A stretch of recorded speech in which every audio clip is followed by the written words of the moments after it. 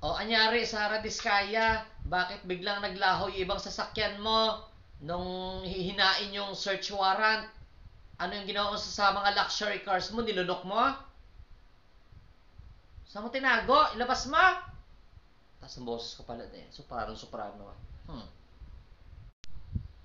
Sabi ni Diskaya, 28 lang po ang luxury cars ko. Kulang pa, day. Hayaan mo. Magtatrabaho pa kami patay-patay para pandagdag, para may makurakot pa kayo. Mabuang kayo. Kulang pa, 28. Ilang gusto mo? 1,000,000 na sasakyan? Buang na ito. Ang kakapal ng mga fest nyo.